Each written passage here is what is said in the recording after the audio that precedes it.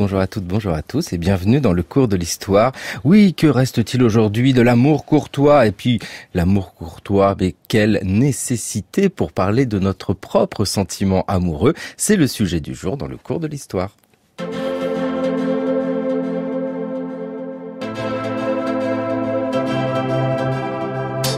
Le cours de l'histoire, Xavier Mauduit.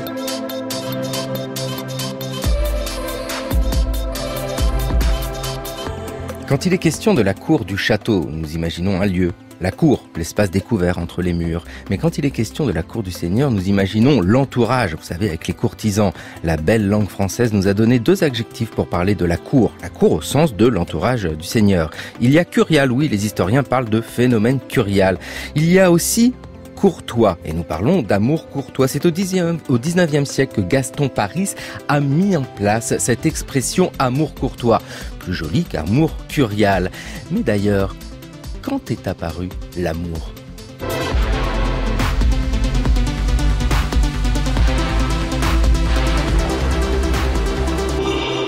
Cette semaine, dans le cours de l'histoire, une histoire du sentiment amoureux. Aphrodite, Eros, Apollon, de l'amour dans l'Antiquité, puis les liaisons dangereuses de Marie-Antoinette ou le romantisme, amour et convention, des émissions à écouter, à podcaster pour la balade de diffusion sur le site internet du cours de l'histoire, franceculture.fr et sur l'application Radio France.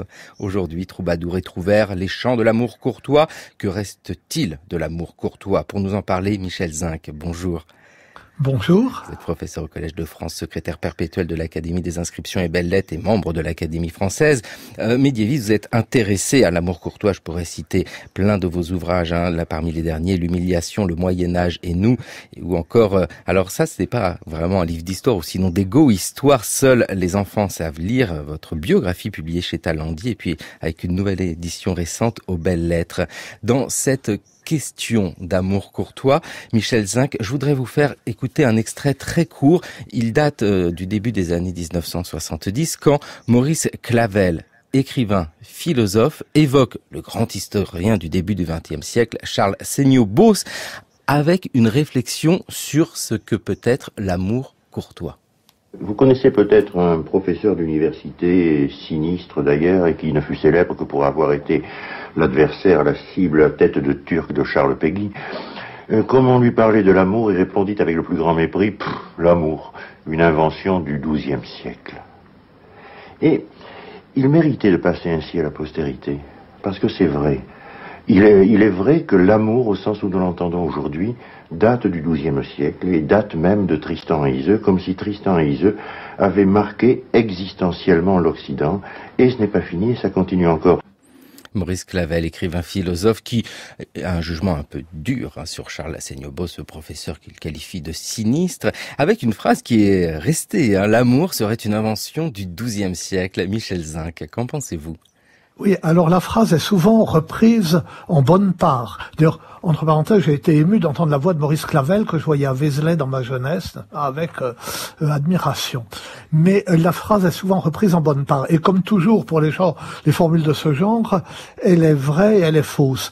Elle est fausse parce que si on avait attendu le XIIe siècle pour s'aimer, nous ne serions pas là où on ne serait jamais arrivé même au XIIe siècle.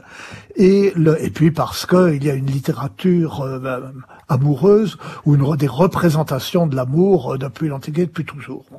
Mais il est vrai qu'il y a eu un changement dans la façon dont on a célébré l'amour et où on l'a ressenti, à peu près vers cette époque, enfin la fin du XIe siècle, et qui a orienté notre poésie et notre façon d'aimer, parce que nous nous fondons beaucoup sur la poésie pour aimer, d'une façon tout à fait nouvelle.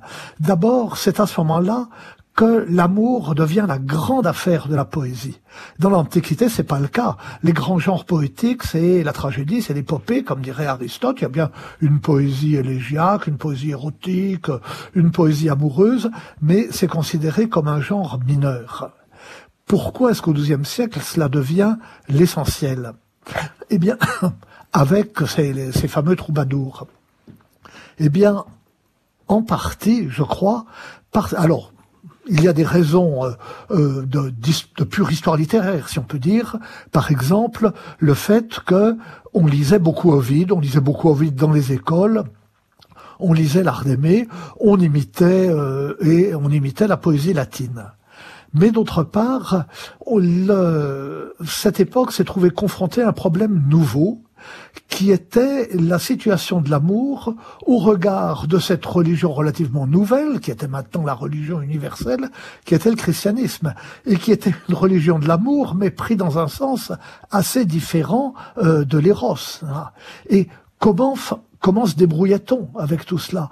Comment pouvait-on concilier tout cela? Est-ce qu'il fallait ne pas le concilier? Est-ce qu'il fallait revendiquer quelque chose de subversif? Est-ce qu'il fallait réfléchir sur ce que représentent les pulsions sexuelles au regard du sentiment, ce que représente l'amour, passion, au regard de l'amour qu'on éprouve pour Dieu, pour son prochain, pour ses parents, pour ses enfants, etc. Et cette nouvelle poésie, qui a l'air légère, s'est très vite enracinée dans cette sorte de trouble, peut-on dire, et dans une sorte de réflexion implicite. Et puis, dans ce trouble qui nous saisit quand il est question d'amour, il faut insister sur le fait que, vous l'avez dit, Michel Zinc, l'amour existe, mais quelle forme d'amour particulière? L'amour idéalisé au XIe siècle, c'est-à-dire avant que se mette vraiment en place l'amour courtois, c'est l'amour de Dieu. Oui, mais non, il y a toujours eu une poésie amoureuse. Et alors, il y a une nouveauté aussi, c'est que la tradition populaire de la poésie amoureuse, parce que la poésie des troubadours est en langue vernaculaire, ce sont les plus anciens poèmes entièrement conservés dans une des langues modernes de l'Europe, une des langues nées de l'évolution du latin parlé. Et pour les témoignages que l'on a avant les troubadours, ce sont des chansons de femmes, comme on dit. C'est-à-dire que c'est toujours une voix féminine qui se fait entendre. Alors que la poésie des troubadours, malgré la présence de quelques Trobairitz, est une poésie très, très masculine.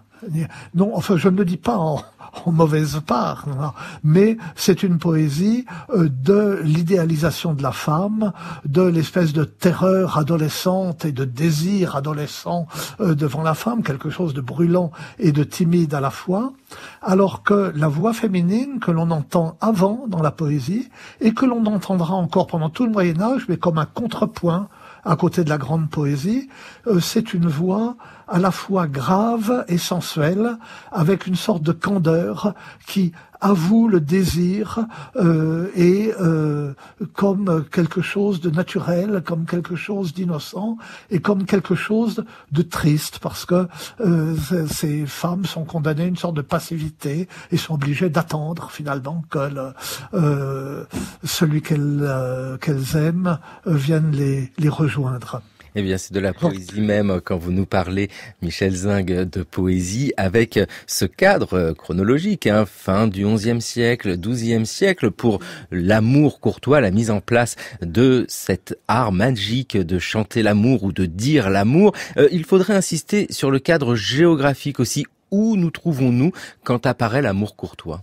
Oui, alors nous trouvons effectivement dans des cours seigneuriales, certaines importantes, certaines petites, et dans le sud de la France actuelle, puisque ce sont des troubadours, des poètes de Languedoc. Trobard, trouvé en Languedoc, en français c'est trouvé, d'où un peu plus tard les trouvères. Alors les premiers semblent apparaître, donc le premier connu est le comte de Poitiers-Duc d'Aquitaine Guillaume IX, dont nous avons 11 poèmes, la moitié d'une obscénité tout à fait remarquable, et les autres où il adore sa femme, enfin non c'était pas sa femme, parce que il adore la dame de ses pensées, avec un respect et une dévotion tremblante.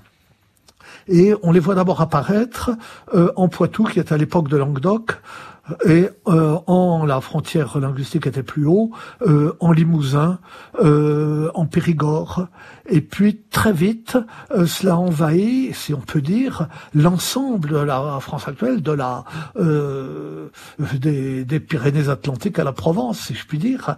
Et on est très frappé de voir que la circulation des poèmes est extrêmement dense et extrêmement rapide. On voit ces poèmes se répondent les uns aux autres. C'est une espèce de jeu poétique aussi.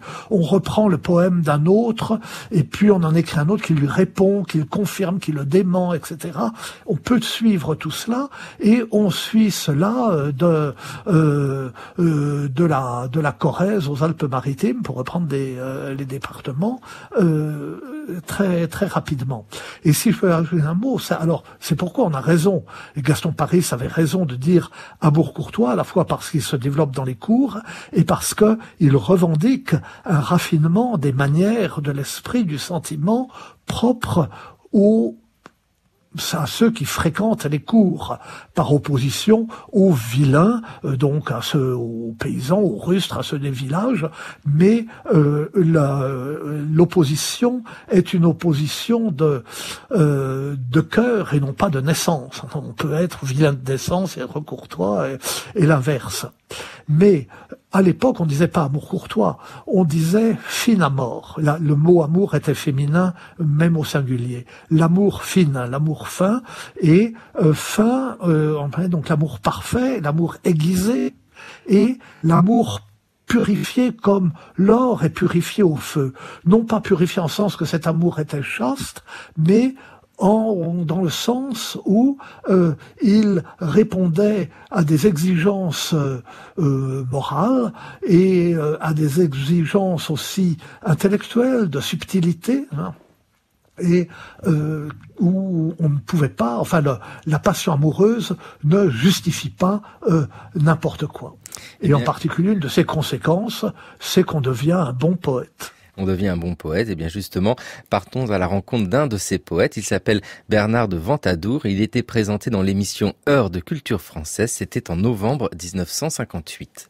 Bernard de Ventadour, dit la vieille biographie provençale, qui, sujette à caution, reste néanmoins le meilleur document que nous ayons. Bernard de Ventadour naquit en Limousin, au château de Ventadour. C'était un homme de petit extra, ce fils d'un valet qui faisait office de boulanger et chauffait le four pour cuire le pain du château. Bernard était bel et adroit. Il savait bien chanter et faire des vers. Grand était son savoir et sa courtoisie.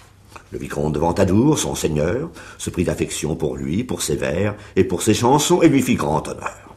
Le vicomte avait une femme belle, gracieuse, jeune et jante, et elle aussi se prit d'affection pour Bernard et pour ses chansons. Elle tomba amoureuse de lui et lui d'elle, si bien qu'il fit ses vers sur elle et sur l'amour qu'il lui portait. Leurs amours durèrent longtemps avant que le vicomte s'en avisa. Et quand le vicomte s'en fut avisé, il chassa Bernard de sa présence. Quant à sa femme, il la fit enfermer et garder. Alors, elle fit savoir à Bernard qu'elle lui donnait son congé.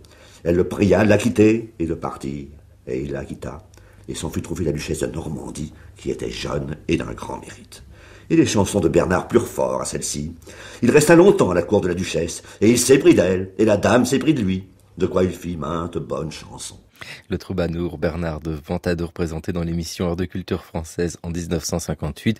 Il semble qu'il faut être lyrique pour parler des troubadours. Michel Zinc, dans cette figure de troubadour, vous nous avez cité Guillaume, alors, l'un des premiers, comte de Poitiers et duc d'Aquitaine, un sacré coquin, mais qui met en place l'amour courtois. Et puis, il y a d'autres figures telles Bernard de Ventadour. Est-il possible de dresser un portrait du troubadour? Oui, on peut, mais ils étaient en même temps très variés. On vient de voir que Bernard de Ventadour n'était pas seigneur de Ventadour, mais, semble-t-il, on dit le fils d'un boulanger, parce que un de ses confrères se moque de lui dans un poème et dit oui, Bernard de Ventadour, sa mère chauffait le four et son père enfournait le pain, ce qui montre que ça ne volait pas toujours très très haut. Entre parenthèses, je vais me permettre, la voix que nous venons d'entendre montre quelque chose que nous savons mais qui est saisissant, c'est que combien le ton de voix a changé en 60 ans. Et comme si la sensibilité avait changé. Et ça, rend modeste, que ça effraie, parce que je me fais fort de comprendre toutes les subtilités de poèmes de la fin du XIe ou du début du XIIe siècle, et à 60 ans d'écart, en 58, j'avais 13 ans, je m'en souviens de 58, mais je me rappelais pas qu'on parlait comme ça, vous voyez. On ne se rappelle même pas les choses. Enfin bon, je m'éloigne du sujet.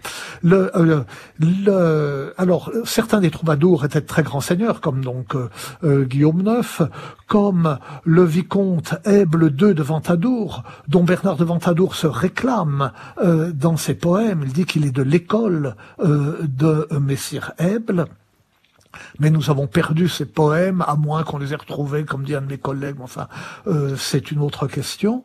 Certains étaient des jongleurs qui s'étaient fait troubadours.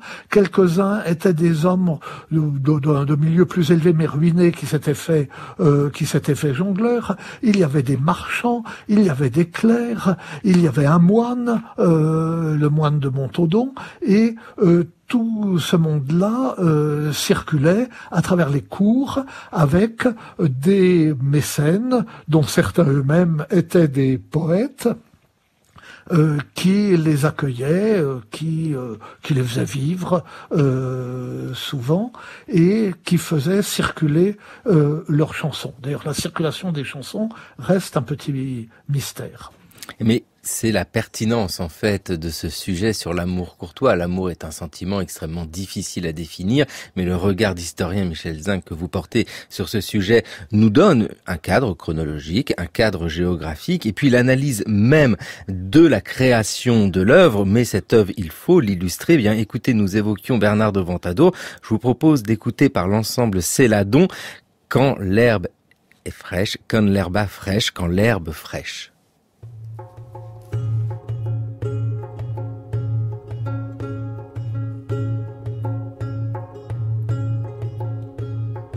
All'erba fresca e furia par, in afflo sputo ne veggio, el rossignosa tete clar, liva saroz in mauso cian. Gioia di lui, e gioia di la flor, e gioia di me, e di mirans maggior das todas spots, sui di gioia classescens, passeres joys, e tota di joys vens.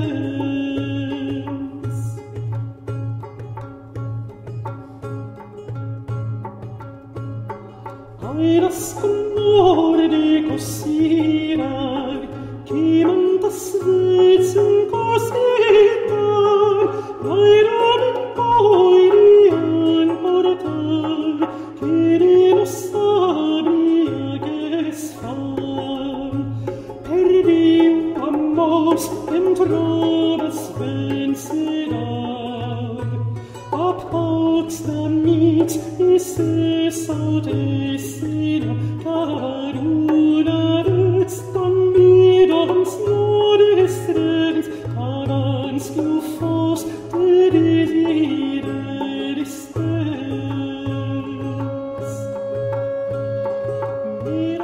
L'ensemble Céladon qui reprend cette chanson de Bernard de Ventadour, quand l'herbe fraîche.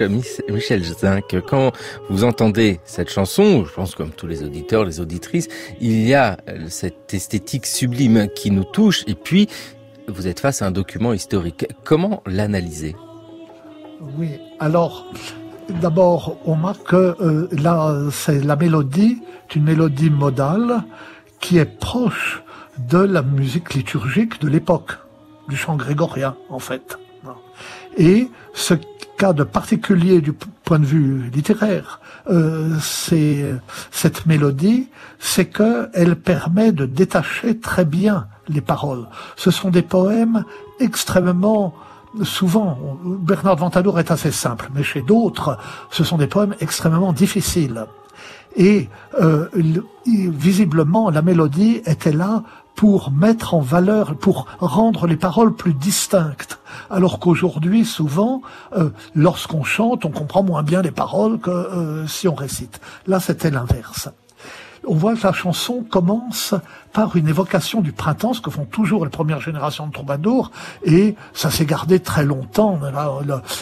Le roman de la Rose est comme une mise en récit au XIIIe siècle du début printanier par lequel commencent traditionnellement les chansons d'amour. Et on fait tenir dans ce début printanier toute une initiation sentimentale. Et là, on dit quand l'herbe fraîche, les feuilles paraissent, que la fleur bourgeonne sur la branche, etc. La nature est remplie de joie, et moi je suis rempli de la joie d'amour, ce qui est un début tout à fait caractéristique, et auquel d'ailleurs les poètes s'opposeront bientôt en disant mais après tout, si on est amoureux qu'au printemps, c'est quand même pas très gentil pour la dame qu'on aime. Et donc on dit c'est Bernard de Ventadour lui-même, il fait froid, la neige couvre la terre, etc. Mais moi j'ai chaud au cœur, etc. Et dans cette chanson, on n'a pas entendu, il y a un passage qui illustre tout à fait ce que je disais il y a un instant de cet amour, que nous aurions tendance à définir comme un amour adolescent, un amour à la fois sensuel et terrorisé, un amour timide et brûlant. Il dit j'aimerais bien la trouver seule, une des strophes, j'aimerais bien la trouver seule, endormie ou faisant semblant d'être endormie, pour que je puisse lui prendre un doux baiser, parce que je n'ose pas lui demander. Voilà. Et dans une autre chanson, il termine, sont les deux derniers vers, et il dit « Car si je meurs, belle dame, de ne jamais vous voir nue, mon corps en aura souffrance et mon âme chagrin. » Et c'est toujours cet amour qui est à la fois sensuel et craintif. Et justement, Guillaume Neuf, qui compare deux juments, puis on s'aperçoit ensuite que ce sont deux femmes, qui écrit un poème tellement obscène que le premier éditeur, qui savait pourtant bien la langue d'oc, a mis des points de suspension partout et n'a pas osé le traduire. Eh bien, et je n'ose pas le citer ici, eh bien, Guillaume Neuf écrit dans un autre, ou compose dans un autre, il dit « Il en va de notre amour comme de la fleur d'églantine qui tremble toute la nuit, exposée au froid et au gel, jusqu'au matin où le soleil la réchauffe de ses rayons. » Mais il continue en disant, voilà, je me souviens du moment où vous m'avez accordé, où elle m'a accordé ce grand don, son amour et son anneau, que Dieu me laisse vivre assez longtemps pour que j'aie un jour mes mains sous son manteau. Et donc ça se termine avec quelque chose d'audacieux, mais de réservé encore dans l'audace. Bon, il a les mains sous le manteau, mais enfin, elle a encore le manteau. Enfin, bon, je n'entre pas dans les détails. C'est extrêmement réservé, mais Michel Zinc, il y a toujours un peu de souffrance, un peu, vous l'avez bien dit, de timidité. Il est difficile d'imaginer l'amour courtois sans une certaine forme de contrainte. Cet amour est complexe. Oui. Alors, il l'est d'abord parce que pour une raison fondamentale qui est que la grande idée, tout le monde l'a, mais enfin, ce que ressentent fortement les troubadours et ce qu'ils développent, c'est que l'amour, c'est le désir, hein, et que le désir désire être assouvi et a peur d'être assouvi, parce que une fois qu'il sera assouvi, eh bien, il sait bien qu'il n'existera plus comme désir. Et donc, l'amour a cette caractéristique de désirer sa mort. Et c'est ce qui fait, selon eux, que l'amour est un sentiment qui est en lui-même, non pas par accident, mais en lui-même un sentiment contradictoire qui est à la fois joyeux et triste. Triste et joyeux, je m'en irai, dit Geoffrey Rudel, et qu'il n'y a tout amour, même très malheureux, connaît son exaltation, et même un amour très heureux n'échappe pas à l'inquiétude. Et c'est le fondement de leur poésie, c'est le fondement même de leur hermétisme, parce que pour certains d'entre eux, pour les partisans, pour ceux qui pratiquent le Traumarklus, la façon de composer close, fermée, parce que ils ont l'impression qu'il faut rendre dans les mots cette contradiction, cette tension de l'amour. De sorte que ils aiment la syntaxe compliquée ou bien les raccourcis, les monosyllabes avec des grappes de consonnes autour, une sorte de qui sont rugueux à prononcer pour rendre ces contradictions de l'amour. Et puis ça a des conséquences dans la façon dont on vit l'amour, c'est-à-dire que l'amour ne doit pas être facile. Il n'y a pas d'amour facile. Il faut, comme dit Valérie, soit cette infime alerte d'or de la piqûre d'abeille sans quoi l'amour meurt et s'endort. C'est pourquoi c'est pourquoi la femme aimée doit toujours être réservée. On la supplie d'accorder ses faveurs, mais elle est maîtresse de les accorder ou non. On ne peut rien exiger d'elle. Elle est la domina, la maîtresse, et le rapport entre l'amant et la dame est calqué sur le rapport féodal entre le vassal et le seigneur. On emploie les mêmes expressions. Ou, dans le cas extrême, on emploie les mêmes expressions que dans une prière à la Vierge. Et d'ailleurs, vous l'avez évoqué, Michel Zinc, il y a ce clin d'œil fait à l'églantier.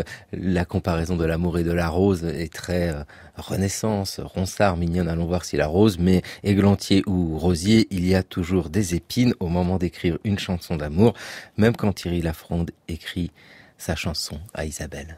Et la fillette, au seigneur déclara, fille de vilain suis Messire, et fils de vilain mourra. Ah bah c'est pas bon. Vous n'êtes que des brutes. Vous ne comprenez rien à la poésie. France Culture, le cours de l'histoire, Xavier Mauduit. On se promène, ma belle enfant. Et toute seule encore?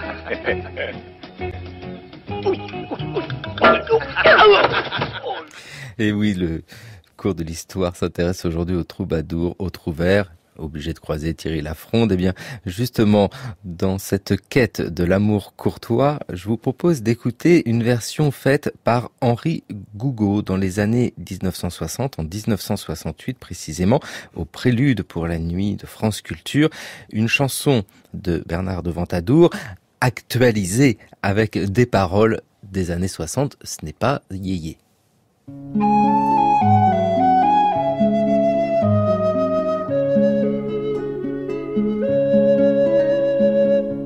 Sur la lande sans escorte s'en vont au vent les feuilles mortes avant que vienne la froidure, quand belle saison se fait dure. J'ai plaisir à sonner mes chants, point ne le fit de ces 2 ans, et s'il vous plaît, pardonnez-moi, pardonnez-moi.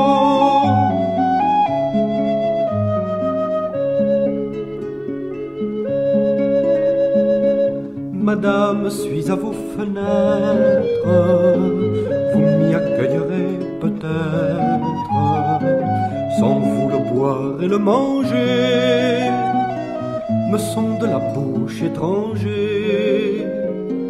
De la belle j'ai tant souci que m'en remets à sa merci, que me donne ou vende à son prix, ou vende à son prix. Henri Gougaud qui reprend une chanson de Bernard de Ventadour, Quand sur la lande, une chanson avec les mots d'aujourd'hui dans le cours de l'histoire sur France Culture, une émission réalisée par Émilie Valla avec aujourd'hui à la technique Jean-Guilain Meige. Michel Zinc, quand nous entendons cette chanson avec les mots d'aujourd'hui, mais qui sont juste une adaptation du français du XIIe siècle, nous sommes touchés. Il y a une valeur universelle à ces mots, à ces chansons. Malgré tout, l'amour courtois doit se comprendre dans un contexte, celui du monde féodal. Et vous nous l'avez bien dit, il y a un rapport homme-femme qui est en écho au rapport seigneur-vassal. Oui. C'est tout à fait vrai, mais Henri Gougaud, je vous remercie nous avoir fait entendre Henri Gougaud, que j'admire et que j'aime beaucoup. Hein, et que quand j'ai lancé une collection livres de poche, lettres gothiques, enfin de textes du Moyen-Âge avec la traduction, j'ai commencé par la chanson de la croisade albigeoise, avec une traduction d'Henri Gougaud, mais justement, il met tellement bien à la mode d'aujourd'hui que sa traduction était superbe, mais très très loin du texte original. C'était un peu comme Bernard de Ventadour. Mais il a raison, hein, parce que ce qu'il fait comprendre, eh bien, c'est ce que on devait ressentir à l'époque, même si c'était dans un contexte bien différent. Évidemment que le monde féodal a disparu. Mais lorsqu'on lit les troubadours eux-mêmes, et lorsqu'on lit, comme on l'a entendu dans la voix du monsieur de 1958, leur vie d'âge, je dirais dans un instant ce que c'est, leur vie, leur biographie, eh bien, on s'aperçoit que d'un côté, ce monde féodal va de soi, naturellement. Alors, ils n'ont pas l'idée qu'il pourrait y avoir une autre organisation de la société que celle-là. Mais en même temps, comme dirait le président de la République, la façon dont ils célèbrent l'amour, la façon dont ils racontent leurs histoires d'amour, intègrent cet état de la société sans le mettre en évidence comme nous qui le voyons de l'extérieur le ferions. Nous nous disons, bien sûr, c'est le vassal, c'est le suzerain, il est en dessous, il est au-dessus, etc. Mais eux ont un rapport extrêmement naturel avec tout cela. Ils ne disent généralement, ils ne disent pas ah bah oui, mais il a tel statut social, mais etc. C'était pas comme cela que ça se passe, au moins dans la poésie. Sauf dans des genres très particuliers. On a entendu Thierry Lafronde, c'était pas du tout courtois, et la belle fille on se promène, mais ça c'est un genre poétique à part, qui s'appelle la pastourelle, j'avais fait ma thèse 3e cycle là-dessus.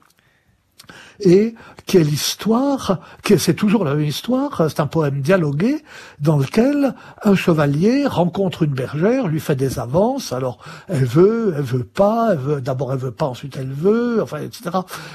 Elle appelle à la rescousse les bergers qui chassent le chevalier, il y a toutes sortes d'issues possibles, et là, d'une certaine façon, pas d'une certaine façon, à l'évidence, la distance sociale est mise en évidence, c'est le sel, si on peut dire, de la chanson, mais non pas au profit du chevalier.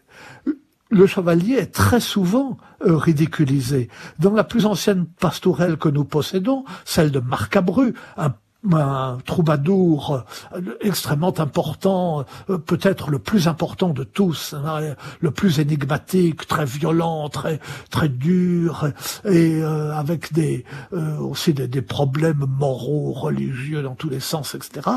Dans la pastourelle de Marcabru, la paysanne renvoie le chevalier dans les cordes, et on joue dans ces poèmes de la différence de registre de langage. Le chevalier croit honorer la bergère et en même temps pouvoir parvenir plus facilement à ses fins en lui parlant comme il parlerait à une dame de son milieu. Oh, belle dame, etc. Bon. Et la bergère ne comprend pas ce langage. Ou dans certains cas, comme chez Marcabru, elle fait semblant de ne pas comprendre. Et elle s'installe carrément dans son statut d'inférieur pour renvoyer le chevalier.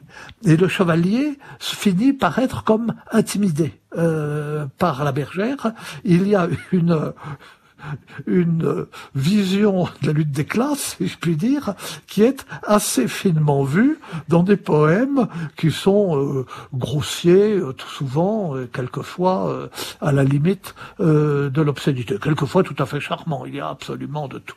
Mais enfin, je bats la campagne et, excusez-moi, je réponds très mal à votre question.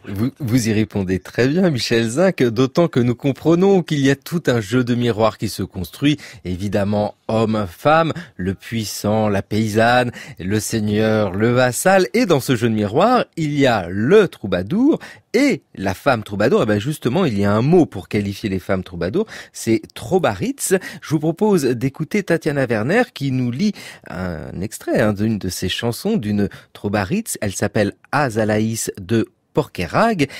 Nous sommes dans la seconde moitié du XIIe siècle. Nous voici venus au temps froid, avec gel, neige et boue. Et si je succombe avec ces mots vrais, d'orange me vient la blessure. Une dame place bien mal son amour si elle aime un homme pour sa richesse. J'ai un ami de grande valeur qui est au-dessus de tous, et il n'a pas un cœur tricheur envers moi, et il me donne son amour. Alors, qui sont ces femmes qui font de la poésie, les Trobaïritz. Alors, il n'y en a pas énormément. Alors qu'il y a peut-être, 350 troubadours au moins que nous connaissons peut-être une dizaine, quinzaine de trobaïritz, et pour certaines, nous ne savons pas trop qui c'est. Pour elle, Azalaïs de Porquerolles, on croit savoir un petit peu. Pour la comtesse de Die, qui est la plus célèbre, on ne sait pas trop, parce qu'il n'y a jamais eu de comtesse de Die. Enfin, ça n'a rien de correspond, en tout cas. Et c'est difficile à savoir. Et alors, on a, chez ces trobaïritz, deux types de chansons. Certaines composent des chansons comme des chansons de troubadour au féminin. Mais on ne peut pas dire qu'une voix féminine soit particulièrement sensible. D'autres, au contraire, cultivent ce ton de la chanson de femme dont je parlais tout au début, et cette sorte de plainte là, lorsque la comtesse de Die dit « comme je voudrais tenir mon ami nu entre mes bras, mais il n'est pas là », etc. C'est vraiment le ton de la chanson de femme. Et alors là, on voit bien chez Azalaïs que il y a un peu une once de cette tonalité, j'ai bien placé mon amour, etc. Et en même temps, un ton un peu raisonneur qui est le ton de la poésie de cette époque et dans ce milieu. Elle parle d'orange et elle était en relation avec... Alors, elle est de la fin du XIIe siècle, elle est peut-être un peu trop jeune, mais soit avec le troubadour Rimbaud d'Orange, un des troubadours à la fois les plus spirituels et les plus difficiles par moments qui soient, qui était un grand seigneur et qui, par provocation, revendique dans une de ses chansons son statut et sa fortune. Et c'est pourquoi elle dit, non, l'argent ne fait rien à l'affaire. Et elle lui répond, soit directement, soit elle était en relation avec quelqu'un de la famille, je ne sais plus qui, si c'était le frère, le fils de Rimbaud d'Orange. Excusez-moi, mes souvenirs sont un peu flous, vous me prenez au dépourvu. Mais elle illustre là quelque chose qui n'est pas spécifiquement féminin, qui est ce jeu poétique de se répondre de poème à poème, soit dans la forme, soit sur le fond, sur la conception de l'amour, sur les conditions du vrai amour, etc. Et puis on a quelques poèmes anonymes où se fait entendre une voix féminine, en particulier des chansons d'aube, une chanson d'aube très très connue et très belle. Chanson d'aube, c'est le moment où la venue du jour oblige les amants à se séparer. Et généralement, pas toujours, mais souvent, ce sont des chansons de femmes, c'est le regret de la femme qui voit partir son ami, que l'on entend. Et ça suppose des amours clandestines, naturellement, et c'est un genre très très ancien qu'on trouve déjà dans l'Antiquité et qu'on trouve pratiquement dans le monde entier. Et c'est la source de la scène du balcon, enfin la source, pas la source, mais enfin la scène du balcon de Roméo et Juliette, c'est toujours ça. Alors ça, c'est quelque chose qu'on entend, encore une fois, assez souvent prononcé par une voix féminine, mais dans ces cas-là, on ne sait pas, parce que plusieurs des chansons de femmes les plus émouvantes que nous connaissons en Languedoc ou en français ont été composées par des hommes. Alors la chose est compliquée pour l'analyse, mais Michel Zinc, vous nous faites un clin d'œil sur la postérité de cet amour courtois en évoquant le balcon de Roméo et Juliette. Ce jeu poétique, cet amour courtois s'étend sur un temps court. Le Moyen-Âge est une période très longue. On ne peut pas dire que l'amour courtois couvre l'ensemble du Moyen-Âge. Enfin, si, c'est-à-dire que ça ne commence que à la fin du XIe siècle, donc ça commence tard. Mais ensuite, c'est ce qui modèle toute la littérature du Moyen Âge jusqu'à la fin. Et simplement, cet amour par rapport aux premières générations de troubadours, cet amour courtois s'affadit parce que il devient chaste, je puis dire, et il devient un amour d'amoureux transi. La convention est que on aime sans être payé de retour, alors que les troubadours prennent en compte toutes les situations et toutes les rencontres et toutes les conflits du désir, du respect, de la chasteté de son contraire, etc. Oui, ça c'est la chose qui nous intéresse. Donc ça s'est affadi. Ça s'est affadi, c'est devenu une sorte de préciosité. Et l'amour courtois a survécu à l'âge classique sous la forme de la préciosité. Oui, parce que cet amour courtois a un effet, regardez, nous en parlons encore aujourd'hui et l'amour est toujours présent. Le fait qu'il s'affadisse et qu'il devient l'amour transi est bien loin de cet amour courtois à l'origine où la sexualité est prise en compte. Alors, une sexualité complexe, vous nous l'avez dit, parce que nous sommes terrorisés, nous sommes timides, en souffrance devant la sexualité qu'il ne faudrait pas atteindre, mais que l'on voudrait atteindre. Oui, alors qu'on atteint de temps en temps. Alors, il y a un certain nombre de poèmes érotiques des troubadours. Et sinon, il y a une sorte de discrétion qui fait que on décrit les rendez-vous, enfin dans la poésie lyrique, on décrit les caresses avec une certaine précision, en allant très loin. Mais il y a une sorte de carré blanc au moment ultime. Alors que, à la même époque, dans les fabliaux, par exemple, où on trouve, il y a un nombre d'histoires obscènes incroyables et extrêmement, qui seraient, même pour aujourd'hui, qui sont vraiment peu racontables, et en appelant les choses par leur nom, avec une sorte de gros plan permanent sur les parties sexuelles, si je puis dire.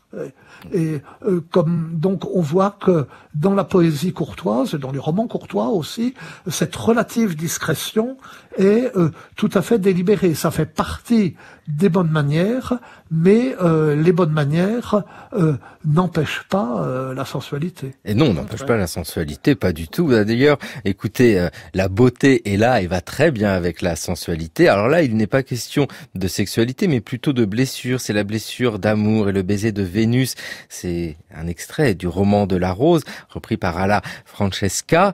Quand se vendra qu'il sera nuit. Écoutez, parce que c'est intéressant au sens où Michel Zinc, là vous allez me le confirmer, c'est le roman de la Rose, donc ce n'est pas chanté, c'est parlé. Quand se viendra qu'il sera nuit, l'or aura plus de 1000 ennuis. Tu te coucheras en ton lit où tu n'auras point de déduit. Car quand tu cuideras dormir, tu commenceras à frémir, à tressaillir, à démener. Sur côté tes tours tourner, et puis envers, et puis à danse, comme homme qui a malice danse. Si te dirais fière merveille, Dieu fouet sera qu'il t'y ravi, que tu auras celle claire vie entre tes bras très tout tenus, aussi comme celle fut devenue du tout ta mie et ta compagne. L'or fera châteaux en Espagne et aura joué de néant tant comme tu iras folloyant en la pensée délitable où n'y a que mensonge et fable. Mais peu il pourra demeurer. L'or commencera à pleurer et dira « Dieu, ai-je songé? Qu'est-ce or? Où étais-je? Cette pensée d'où me vint ?» Le roman de la rose, l'occasion de saluer d'ailleurs le travail remarquable de tous ceux qui travaillent musiciens à reconstruire ces textes. Michel Zinc, ce roman de la rose est essentiel. Nous avons encore ici cette blessure, c'est plus qu'une piqûre de rose, c'est le baiser de Vénus. Voilà. Et oui. Et alors, ce passage, c'est un discours d'amour. Donc, le rêveur, puisque c'est un rêve, a vu dans la fontaine où s'est noyé un narcisse le reflet d'un buisson de rose, s'est approché du vrai buisson, enfin du vrai buisson dans son rêve, voit un bouton de rose particulièrement charmant, et à ce moment-là, Amour, qui l'a suivi, lui décoche une flèche qui, entrant par l'œil, l'atteint au cœur, et il est amoureux de son bouton de rose. Et tout le roman, les 20 000 vers de Guillaume de Lorris, puis de Jean Demain, raconte la conquête de la rose, et à la fin, la défloration de la rose. Mais là, une fois que le rêveur a été blessé par Amour, il est justement son prisonnier. Et Amour lui donne des instructions sur ce qu'il devra faire. Il est au service d'Amour, il est le vassal d'Amour, et il lui dit, comme si c'était des ordres, il lui décrit le comportement de l'amoureux type. Et là, c'est l'amoureux qui ne peut pas dormir, qui se retourne en tous sens, et qui finit par s'endormir, et qui dans son sommeil fait un rêve érotique et croit posséder la femme qu'il aime, puis il se réveille, et il est tout triste. C'est quelque chose qu'on trouve très souvent dans la poésie du temps, et qui là est malicieusement décrite comme quelque chose, non pas que l'amoureux est contraint de faire, mais qu'il doit faire par obligation morale. Enfin, s'il veut servir Amour, c'est comme ça qu'il faut faire. Il faut avoir des insomnies et quand on s'endort, des rêves érotiques. Et le roman de la rose est une œuvre on croit que c'est ennuyeux, c'est d'une richesse extraordinaire et d'une malice extraordinaire. C'est quelque chose d'inépuisable, mais c'est le moment au XIIIe siècle où il y a une sorte de réflexion, d'intellectualisation de cet amour courtois, une grande poésie intellectuelle. C'est Dante, c'est le roman de la rose, c'est le catalan Raymond Lull, c'est le bréviaire d'amour de ma frère Mango, qui réfléchit sur l'amour et sur toutes les formes de l'amour. Le roman de la rose, qui commence comme un poème courtois, se termine par un éloge de la reproduction. C'est tout à fait autre chose. C'est tout à fait autre chose. En tout cas, ça donne envie. Et merci pour cela, Michel Zinc, de relire le roman de la rose, d'écouter tous ces textes, parce que nous sommes tous vassals de l'amour. Et puis, ça donne aussi envie de relire vos livres. Les Troubadours, une histoire poétique, Le Tiers d'amour, un roman des troubadours, ou encore, et ça c'est votre biographie, Seuls les enfants savent lire, nouvelle édition aux Belles Lettres. Merci vivement Michel Zinc de nous avoir offert tout cet amour.